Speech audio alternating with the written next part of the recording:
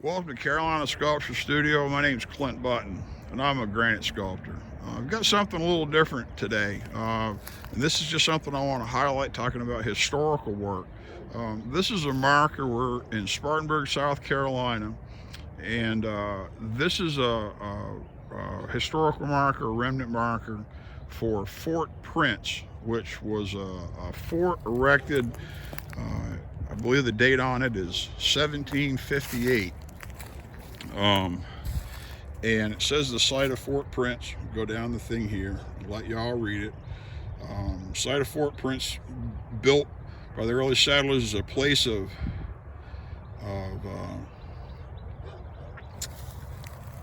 refuge during the Indian Wars, from 1756 to 1761, occupied by the Whigs from November 22nd of 1776 to March 11th of 1777, under the British control and command of Colonel, I can't half read this, but anyways, a lot of those early forts had more to do with protecting the Indians from the settlers, because they were a bunch of hacks and they'd kill anybody they could get a hold of. That's how they were in Tennessee, where we actually got married, my wife and I. But this was erected in 1900. You can see that it's got shell rock pitch all around it, which is a big thrill to me. Has this base that's rusticated with these margins, and then the shell rock pitch, the rough broken stone. You've got one piece, two pieces with mortar in between, and then you've got this where it says erected on July 4th of 1900.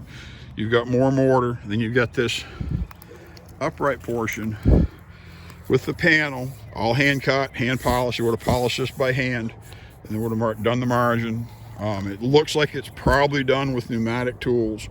And then you can see some of the hand axing up on top here with the lines. And then obviously the sphere is gone. This is just a bowling ball. But it's got a cup, and it's smooth, never had any mortar, never had a pin. So that big sphere just sat there.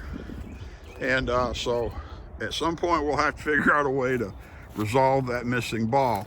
There's a good chance, if I had to bet money, if you look straight downhill, and that's where that ball is, because some kids thought it'd be fun to take that ball and knock it off and see how well it rolls downhill and what it crashes into.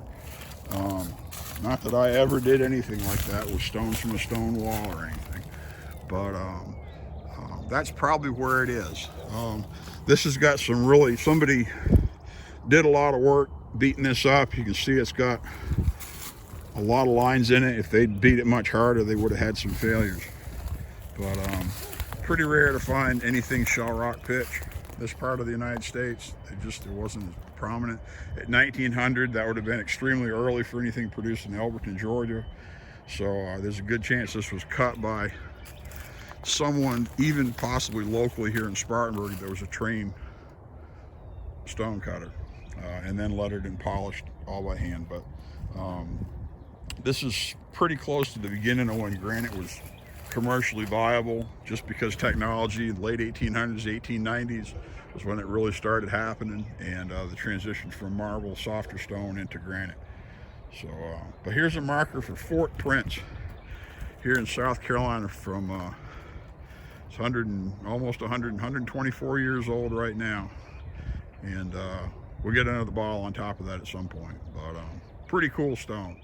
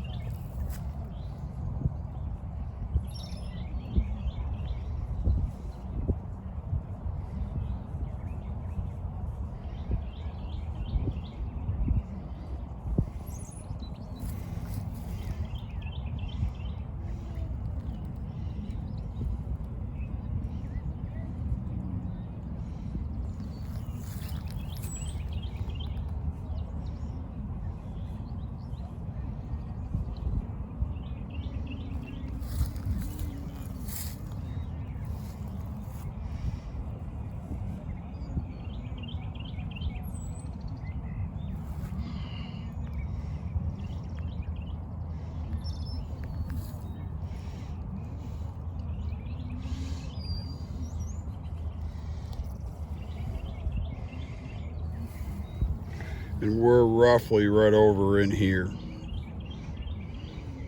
12 is the Battle of Fort Prince. So, once again, my name's Clint Button here at Carolina Sculpture Studio, talking about the marker for the Battle of Fort Prince in Spartanburg, South Carolina. Thanks for coming in.